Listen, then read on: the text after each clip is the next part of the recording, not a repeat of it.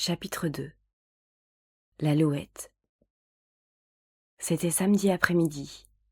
Dans le hall du numéro 17 de l'allée des Cerisiers, M. Banks tapotait le baromètre et prédisait le temps. Vent du sud modéré, température moyenne, orages locaux. Hé! Qu'est-ce qui se passe? Des coups sourds qui avaient commencé au premier étage se rapprochaient. Michael apparut dans l'escalier, l'air boudeur. Il était suivi de Mary Poppins, un jumeau sur chaque bras. À chaque marche, Mary Poppins administrait un coup de genou dans les reins de Michael pour le faire descendre un pas de plus. Jane fermait la marche en portant les chapeaux. « Et plus vite que ça !» commandait Mary Poppins. « Allons !» Monsieur Banks abandonna son baromètre et leva les yeux. « Eh bien, que t'arrive-t-il, Michael ? » ?»« Je ne veux pas aller me promener. Je veux jouer avec ma nouvelle voiture, » répondit Michael. Pan, un coup de genou, et il descendit d'une marche. « Mon chéri, tu dis des sottises, » intervint Madame Banks. « C'est excellent de se promener, cela donne de longues jambes. »« J'aime mieux les courtes, » grogna Michael. Boum, une marche de plus. « Moi, quand j'étais petit, » dit Monsieur Banks, « j'adorais me promener. Avec ma gouvernante, j'allais tous les jours jusqu'au 2e réverbère et retour, et je ne me plaignais jamais. » Michael s'arrêta et regarda son papa d'un air incrédule. « Toi aussi tu as été petit ?» demanda-t-il, tout surpris. Monsieur Banks en fut presque vexé. « Bien sûr que j'ai été petit. J'étais un adorable petit garçon avec des boucles blondes, une culotte de velours et des bottines à boutons. »« J'en doute, » répliqua Michael, qui descendit l'escalier 4 à 4 et vint regarder Monsieur Banks sous le nez. Comment ? Il y avait donc eu une époque où Monsieur Banks n'avait pas été un homme fort et chauve d'1,80 m. « Comment s'appelait ta gouvernante ?» demanda Jane, descendant à son tour. « Est-ce qu'elle était gentille ?»« Elle s'appelait Madame Scholastique. C'était le diable en personne. »« Voyons, » intervint Madame Banks d'un ton de reproche. « Je veux dire, » rectifia Monsieur Banks, « qu'elle était très sévère. Elle avait toujours raison, et elle aimait mettre les gens dans leur tort. Chère Madame Scholastique. » À la seule pensée de son ancienne gouvernante, Monsieur Banks s'épongea le front. La sonnette de la porte d'entrée retentit. Monsieur Banks alla ouvrir. Un petit télégraphiste, l'air très solennel, se tenait sur le seuil.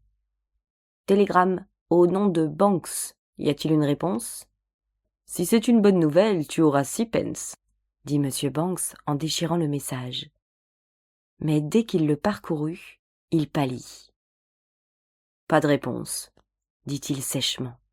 « Et les 6 pence ? » ?»« Encore moins. » Tout dépité, le petit télégraphiste s'éloigna. « Que se passe-t-il ? » demanda Madame Banks, qui avait compris que les nouvelles étaient très mauvaises. « Quelqu'un de malade ? » ?»« Malheureusement non, » répondit Monsieur Banks. « Nous sommes ruinés ? » Madame Banks, elle aussi, avait pâli et paraissait anxieuse. Encore pire. Le baromètre avait bien raison de prédire de l'orage. Écoute seulement.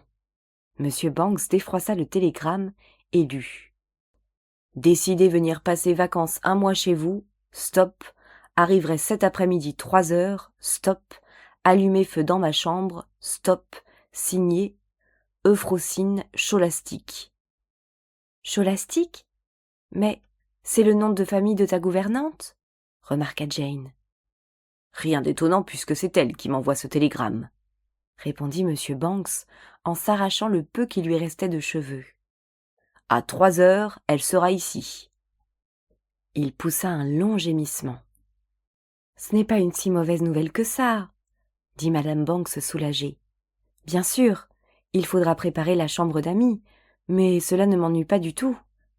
Ce sera très agréable d'avoir cette bonne vieille demoiselle. »« Cette bonne vieille demoiselle !» rugit Monsieur Banks. « Tu ne sais pas de quoi tu parles. Cette bonne vieille, attends de la voir, et Tu me diras ce que tu en penses. » Il saisit son chapeau et son imperméable. « Tu ne vas pas t'en aller comme ça !» s'écrie madame Banks. « Il faut que tu sois là pour la recevoir, par simple courtoisie. Où vas-tu donc ? » ?»« Partout, n'importe où. Dis-lui que je suis mort. » Et, sur cette réponse encourageante, M. Banks quitta la maison d'un pas rapide, la tête basse et le regard maussade. « Je me demande bien de quoi elle peut avoir l'air, » dit Jane à Michael. « Les petites filles trop curieuses sont mangées par le loup, » déclara Mary Poppins. « Vos chapeaux, vite !» Elle installa les jumeaux dans la poussette et traversa le jardin. Jane et Michael la suivirent dans l'avenue. « Où allons-nous aujourd'hui, Mary Poppins ? » ?»« On traverse le parc, on suit le parcours de l'autobus, on remonte la grande rue, on passe le pont, et on rentre par le viaduc. »« Si on fait tout ça, on ne sera pas rentré avant demain matin, » souffla Michael à Jane. « Et on va manquer Madame Scholastic. »« Tu sais bien qu'elle doit rester tout un mois. »« Je veux la voir arriver !» geignait Michael en traînant les pieds. « Un peu plus vite que ça, » commanda Mary Poppins. « Si je promenais 2 escargots, ils marcheraient moins lentement. » Mais lorsqu'ils l'eurent rattrapée, elle passa 5 minutes à se mirer dans la vitrine du poissonnier. Elle portait son nouveau chemisier blanc à pois roses, et son double, derrière les caisses de poissons d'argent, la regardait d'un air satisfait. Elle entr'ouvrit son manteau pour que le corsage fût plus visible, et conclut que, décidément, Mary Poppins n'avait jamais été plus à son avantage, jusqu'au poisson, qui la contemplait d'un gros œil admiratif. Elle se fit à elle-même un petit signe de tête et reprit son allure accélérée. Bientôt, la rivière fut franchie, le chemin de fer aussi, et Jane et Michael se mirent à courir, laissant la poussette loin derrière eux. Ce fut ainsi qu'ils atteignirent seuls le coin de l'allée des cerisiers. « Tiens, un taxi !» s'écria Michael. « Ça doit être Madame Scholastic. » Ils s'arrêtèrent pour attendre Mary Poppins, tandis que le taxi, lui, roulait jusqu'au numéro 17 avec des ronflements et des vrombissements terribles. Rien d'étonnant. Depuis les pare-chocs jusqu'à la galerie, le véhicule disparaissait sous les bagages. Il y avait tant de malles sur le toit, tant de valises attachées sur les côtés, tant de coffres fixés derrière, qu'on ne voyait même plus la carrosserie.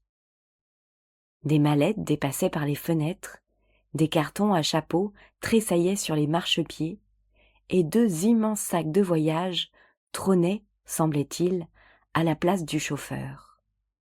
Bientôt, le chauffeur lui-même parvint à s'extraire de sa voiture. Il sortit tout doucement et ouvrit la portière. Une machine à coudre fut propulsée sur la chaussée, puis un grand paquet enveloppé de papier brun, puis un parapluie et une canne attachés ensemble avec un bout de ficelle. Enfin, une petite balance vint frapper le chauffeur en plein front. Il tomba à la renverse.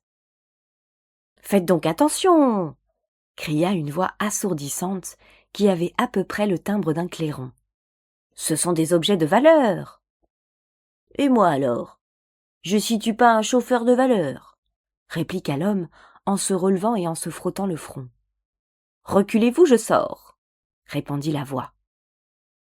Un pied apparut, le plus large, le plus long, le plus gros que les enfants eussent jamais vu. Puis, on distingua un immense manteau avec un énorme col de fourrure, un vaste chapeau de feutre avec un long ruban, et enfin, Madame Scholastic tout entière.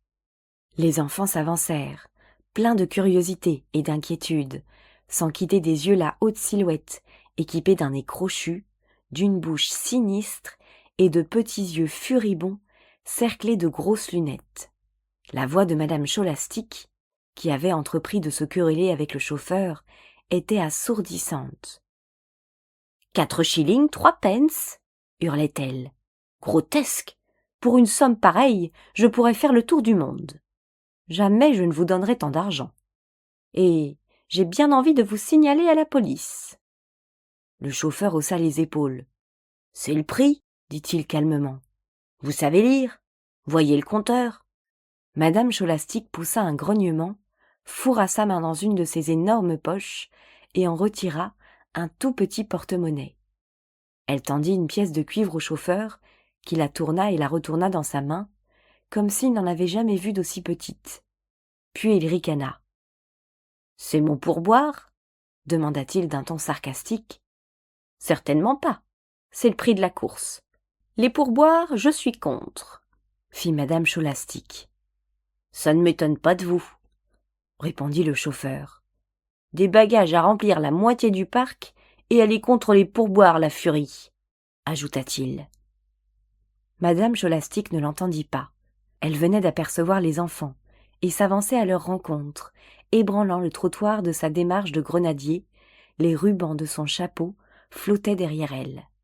« Alors, » grogna-t-elle avec un sourire narquois, « je parie que vous ne savez pas qui je suis. »« Oh, si, mademoiselle !» répondit Michael de sa voix la plus amicale, car il était ravi de faire la connaissance de la gouvernante de son père. « Vous êtes le diable en personne !» Une rougeur violacée se répandit sur le cou et le visage de madame Scholastique. « Vous êtes un petit impertinent. Je le signalerai à votre père. » Michael parut étonné. « Je ne voulais pas être impertinent, mademoiselle. C'est mon papa qui l'a dit. »« Silence. Si vous voulez discuter avec moi, commencez par vous taire, » tonna madame Scholastique. Elle se tourna vers Jane. « Vous êtes Jane, je suppose. Quel nom stupide. »« Bonjour, mademoiselle, » répondit Jane poliment. Au fond d'elle-même, elle se disait qu'Euphrosine n'était pas un si joli nom que ça non plus. « Cette robe est ridiculement courte, » reprit madame Scholastique. « Et vous devriez porter des bas montants. De mon temps, toutes les petites filles portaient des bas montants. Je le signalerai à votre mère. »« Mais je n'aime pas les bas montants, » répondit Jane. « Je n'en porte qu'en hiver. »« Pas d'insolence, taisez-vous. Les enfants n'ont pas la parole, » dit madame Scholastique. Elle se pencha sur le landau et, de sa poigne vigoureuse, pinça les joues des jumeaux en guise de salutation. John et Barbara se mirent à pleurer. « Quels enfants mal élevés !» s'indigna madame Scholastique. « De l'huile de foie de morue, voilà ce qu'il leur faut, » ajouta-t-elle en s'adressant à Mary Poppins. « Des enfants bien soignés ne pleurent pas comme cela. De l'huile de foie de morue, vous dis-je. Des hectolitres d'huile de foie de morue. N'oubliez pas. »« Je remercie madame, » répondit Mary Poppins, glaciale, « mais je soigne les enfants à ma propre idée, et je n'ai besoin des conseils de personne. » Madame Scholastique écarquilla les yeux. Elle n'en croyait pas ses oreilles. Mary Poppins lui rendit son regard, sans ciller. « Jeune péronnelle, » dit madame Scholastique en se redressant de toute sa taille. « Vous oubliez qui je suis. Quel droit avez-vous de me parler sur ce ton? Je vous signalerai à votre maîtresse et je vous ferai jeter à la rue. Vous vous souviendrez de moi. » Elle ouvrit la grille d'un geste majestueux et remonta l'allée à grands pas. À la main, elle portait un grand paquet cylindrique recouvert d'un tissu. Madame Banks accourut à sa rencontre. « Je vous souhaite la bienvenue, madame Scholastique, » dit-elle courtoisement. « C'est si aimable à vous de venir nous voir. Quelle agréable surprise. J'espère que vous avez fait bon voyage. »« Exécrable. Je déteste les voyages, » répondit madame Scholastique. Elle jeta un regard circulaire et hargneux sur le jardin. « Mal entretenu, » grogna-t-elle. « Voulez-vous un bon conseil?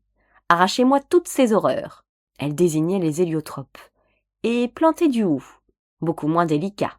Vous gagnerez du temps et de l'argent. D'ailleurs, c'est tellement plus propre. Ou bien, faites mieux encore. Pas de jardin du tout. Du ciment. »« Mais, » répondit doucement madame Banks, « je préfère les fleurs. »« Grotesque, vous raisonnez comme une sotte. Et vos enfants sont des malotrus. Surtout le garçon. »« Oh, Michael, tu as été impertinent avec madame Scholastique? Cela m'étonne de toi.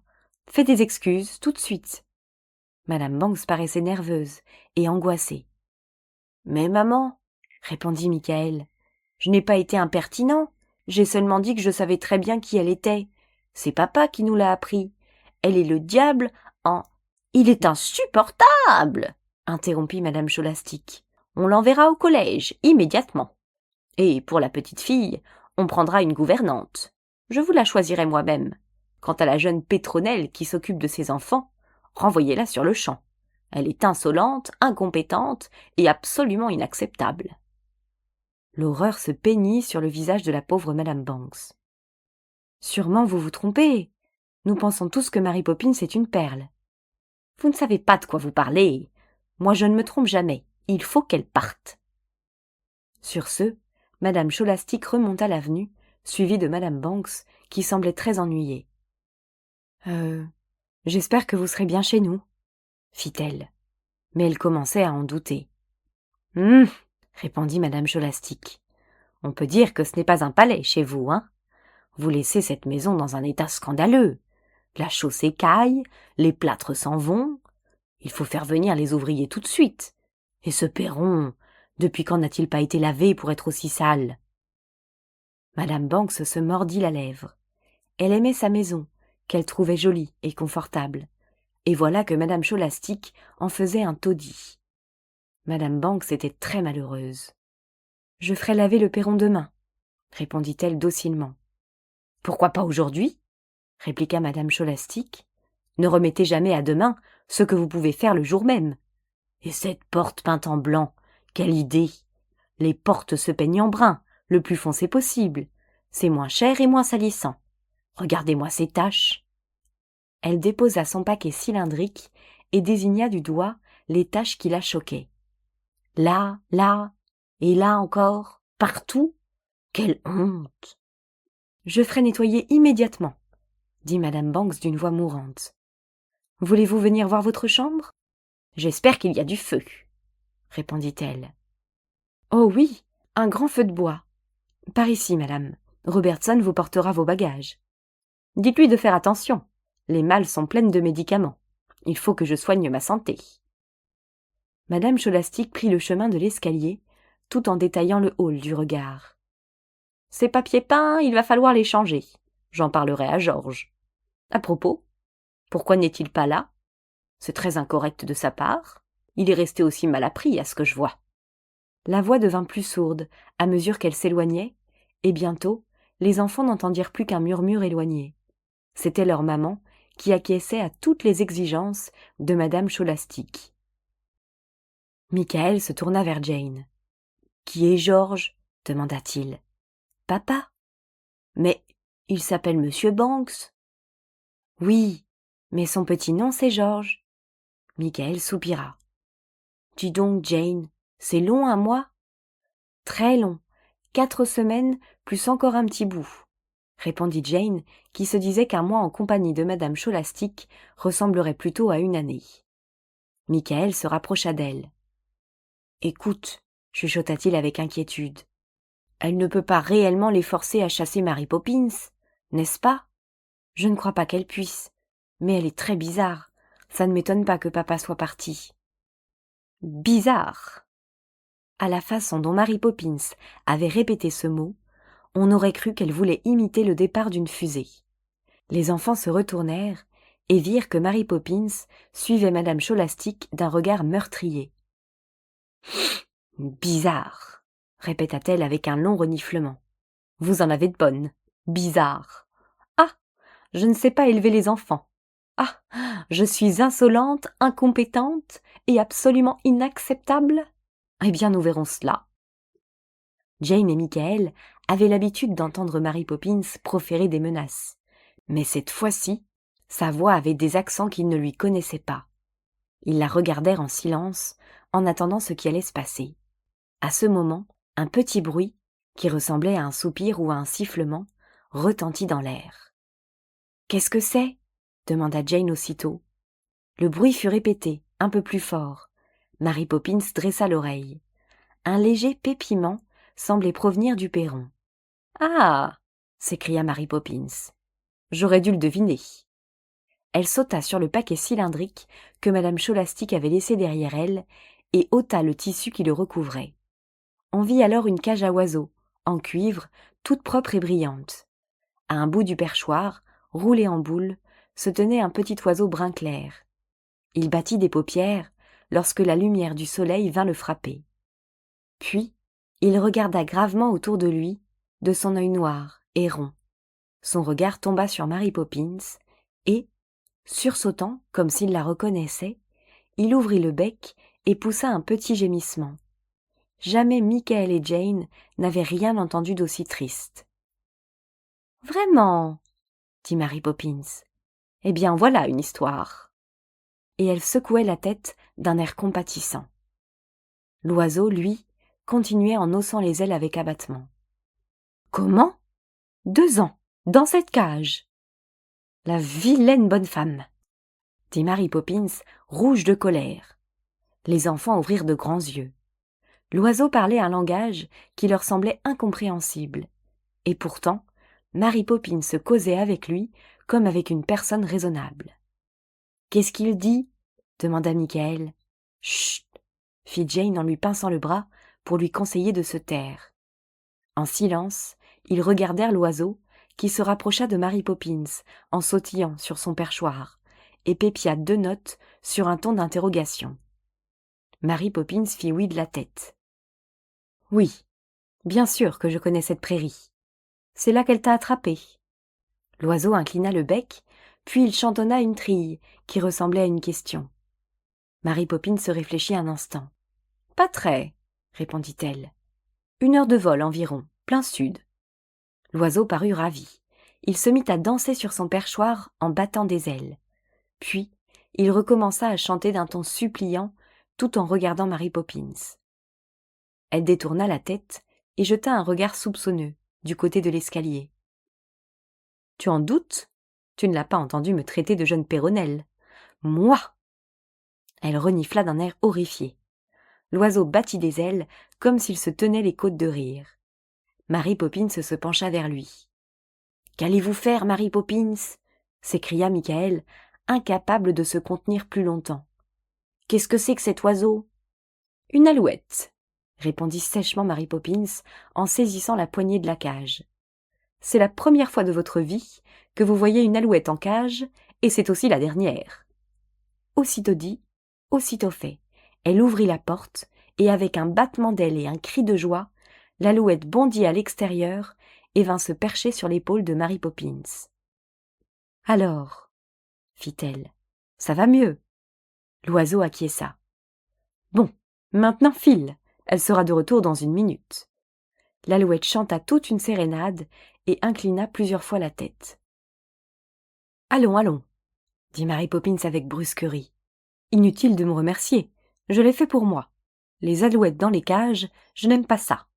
D'ailleurs, tu as entendu comment elle m'a traité. » L'oiseau rejeta la tête en arrière et battit des ailes, comme s'il riait à gorge déployée. Puis, il mit la tête de côté et écouta. Une voix claironnante venait de retentir au premier. « Ah, mais j'ai oublié Caruso dehors, sur votre sale perron. Je vais aller le chercher. » Les pas pesants de Madame Scholastic secouèrent l'escalier. On n'entendit pas la réponse de Madame Banks. « Quoi ?» rugit l'aimable gouvernante. « Caruso ? C'est mon alouette. Je l'appelle Caruso parce qu'elle a une jolie voix. Qu'est-ce que vous dites ? Non, depuis que je l'ai attrapée dans sa prairie natale et que je l'ai mise en cage, elle ne chante plus du tout. Je me demande bien pourquoi. » La voix approchait, de plus en plus rugissante. « Certainement pas. Je vais la chercher moi-même. La confier à ces polichinelles d'enfants que vous avez. Comptez-y. D'abord, votre rente n'est pas cirée. Occupez-vous-en. » On eût dit que la maison tout entière oscillait sur sa base. C'était Madame Scholastic qui traversait le hall. « La voilà !» dit Mary Poppins. « File !»« Vite !» s'écria Michael. « Dépêche-toi !» ajouta Jane. Et les jumeaux agitèrent leurs petites mains. D'un mouvement rapide, l'alouette courba la tête et arracha une plume de son aile avec son bec. L'oiseau chantonna en glissant la plume dans le ruban du chapeau de Mary Poppins, puis il étendit les ailes et s'envola. Au même moment, Madame Scholastic apparaissait sur le perron. « Quoi ?» hurla-t-elle en apercevant Jane, Michael et les jumeaux. Pas encore au lit? Ça ne se passera pas comme ça. Des enfants correctement élevés, elle foudroya Mary Poppins du regard, devraient être au lit à 5 heures. Je vous signalerai à votre père. Elle jeta un regard autour d'elle. Et maintenant, où ai-je laissé mon... Elle s'interrompit. Elle venait d'apercevoir la cage, qu'aucun tissu ne recouvrait plus. La porte en était ouverte. Madame Scholastic la regarda, comme si elle n'en croyait pas ses yeux. Puis, retrouvant sa voix de gendarme. « Qui a enlevé la couverture ?» Les enfants tremblèrent rien qu'à l'entendre. « Qui a ouvert cette cage ?» Il n'y eut pas de réponse. « Où est mon Alouette ?» Le regard de Madame Scholastic passait d'un enfant à l'autre, toujours en vain. Puis, il vint se fixer sur Mary Poppins. « C'est vous !» tonna Madame Scholastic en pointant un index accusateur. « Je le vois bien que c'est vous. C'est écrit sur votre figure. Vous quitterez cette maison ce soir même, corps et biens, je vous le garantis. Petite insolente, petite impudente, petite impertinente. » Un éclat de rire descendit du ciel. Madame Scholastic leva les yeux. L'Alouette planait au-dessus des héliotropes. « Ah, Carousseau, te voilà !» fit Madame Scholastic. « Dépêche-toi de rentrer et ne me fais pas attendre. Reviens dans ta jolie cage, Carousseau, pour que je puisse refermer la porte. » Mais l'Alouette voltait toujours et ne cessait pas de rire, la tête rejetée en arrière, en s'administrant forte claque avec ses ailes. Madame Scholastic prit la cage et la tint au-dessus de sa tête. « Carousseau, qu'est-ce que je t'ai dit? Veux-tu rentrer tout de suite ?» commanda-t-elle en brandissant vers l'Alouette la cage menaçante. Mais l'oiseau l'esquiva et frôla au passage le chapeau de Mary Poppins.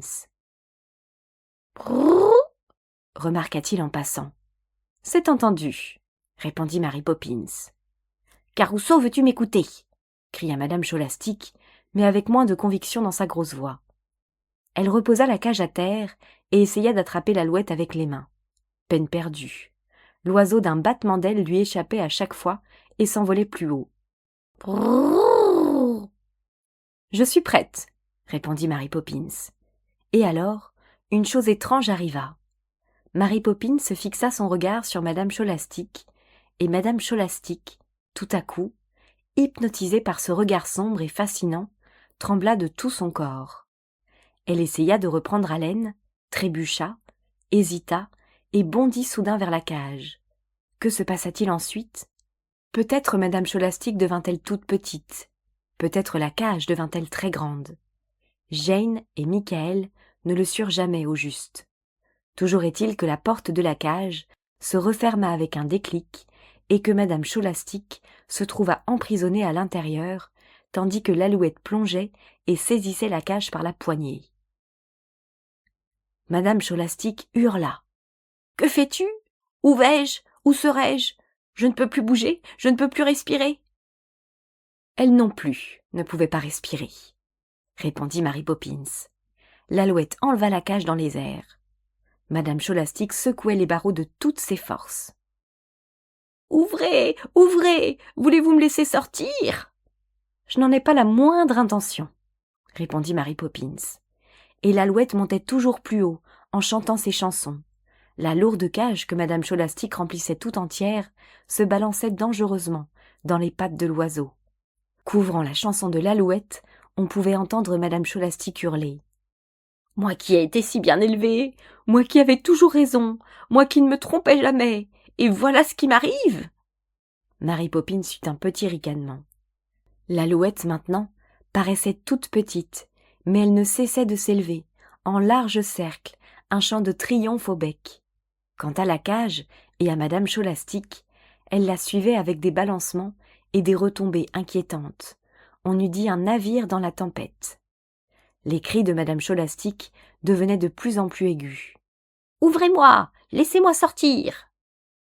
Tout à coup, l'oiseau changea de direction. Un instant, il cessa de chanter, pour plonger de côté. Puis, il commença une autre chanson, haute et claire, et fila vers le sud. « Parti !» constata Mary Poppins. « Où ça ?» demandèrent Jane et Michael. « Pour ses prairies natales, » répondit Mary Poppins, les yeux toujours fixés vers le ciel. Mais il a laissé tomber la cage, dit Michael. En effet, l'Alouette avait desserré son étreinte, et la cage, maintenant, tombait en chute libre, tantôt sur un flanc, tantôt sur l'autre, et quelquefois sans dessus-dessous. On voyait distinctement madame Scholastique, qui se trouvait la moitié du temps la tête en bas.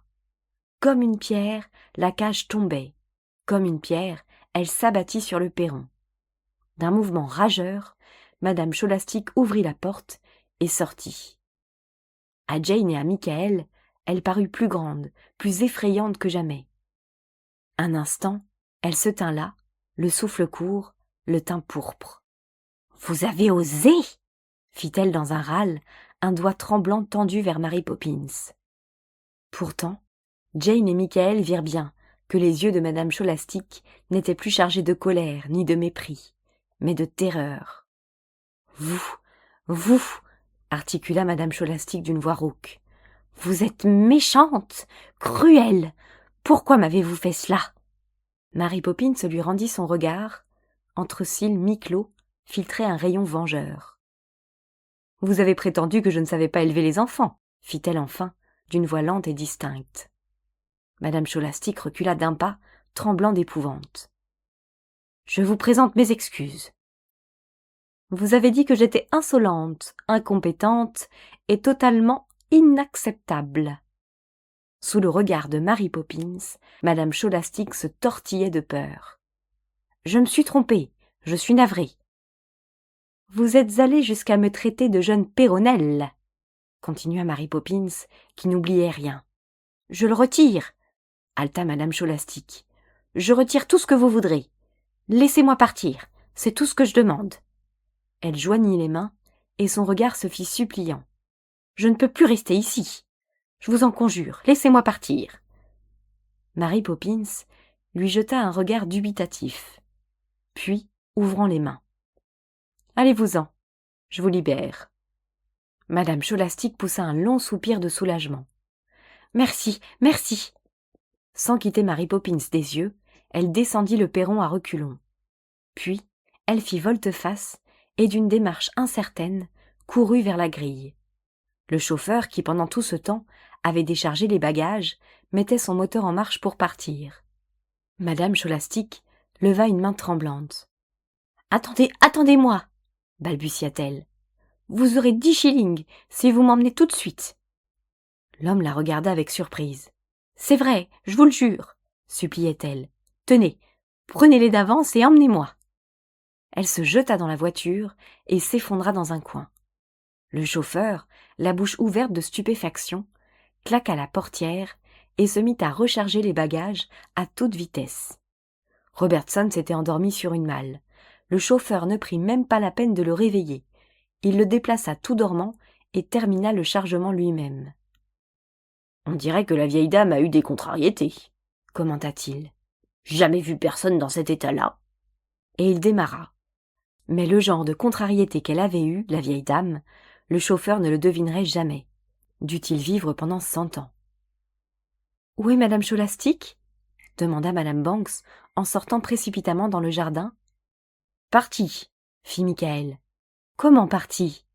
Madame Banks parut très surprise. « Elle n'avait plus l'air de vouloir rester, » dit Jane. Madame Banks fronça le sourcil.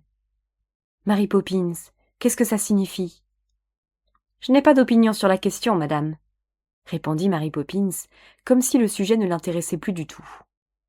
Elle jeta un regard à son nouveau chemisier et rectifia un faux pli. Madame Banks secoua la tête. « Enfin, c'est extraordinaire !» À ce moment, la grille du jardin s'ouvrit et se referma. Sur la pointe des pieds, M. Banks remonta l'allée. Tout le monde se retourna vers lui. Il attendait nerveusement, un pied à terre, l'autre en l'air. « Alors ?» chuchota-t-il anxieusement. « Elle est arrivée ?»« Arrivée et repartie, » répondit madame Banks. « Repartie ? Vous dites bien repartie ? Madame Scholastique est repartie. » Madame Banks fit oui de la tête. « Oh joie ! Oh triomphe !» s'écria M. Banks, et, saisissant les pans de son imperméable comme les danseuses font de leurs jupons, il exécuta une gigue écossaise au milieu du jardin. Tout à coup, il s'arrêta.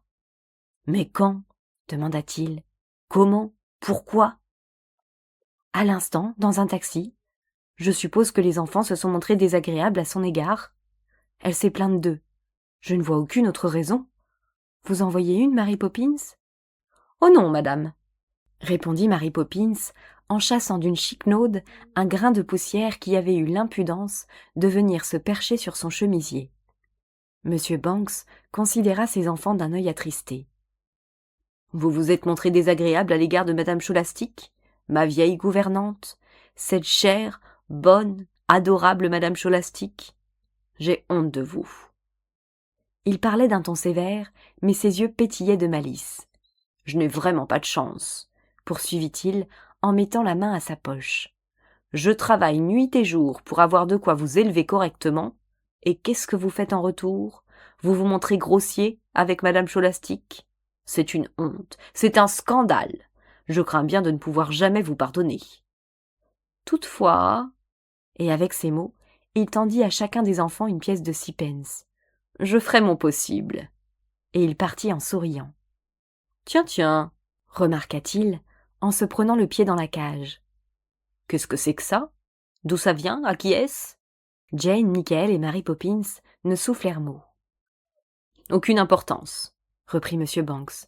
À partir de maintenant, cette cage est à moi. Je vais faire grimper des pois de senteur sur les barreaux. Il emporta la cage en sifflotant. En voilà de belles. Il ne manquait plus que ça. Grossier avec une invitée de votre papa. Mais nous n'avons pas été grossiers, protesta Michael. J'ai seulement dit qu'elle était le diable en personne. C'est papa qui l'avait dit devant moi. Et cette façon de la renvoyer, vous n'appelez pas ça grossier? Demanda Mary Poppins. Mais ce n'est pas nous, répliqua Jane. C'est vous qui... C'est moi qui me suis montrée grossière envers l'invité de votre papa? Mary Poppins, les poings sur les hanches, regardait Jane d'un œil furibond. Vous osez me dire des choses pareilles en face? Non, vous n'avez pas été grossière. Vous... Heureusement, s'écria Mary Poppins en ôtant son chapeau et en préparant son tablier. Moi, j'ai été élevée convenablement, ajouta-t-elle en reniflant, et elle commença à déshabiller les jumeaux. Michael soupira. Il savait qu'il était inutile de discuter avec Mary Poppins. Il jeta un coup d'œil à Jane. Elle tournait et retournait sa pièce dans sa main.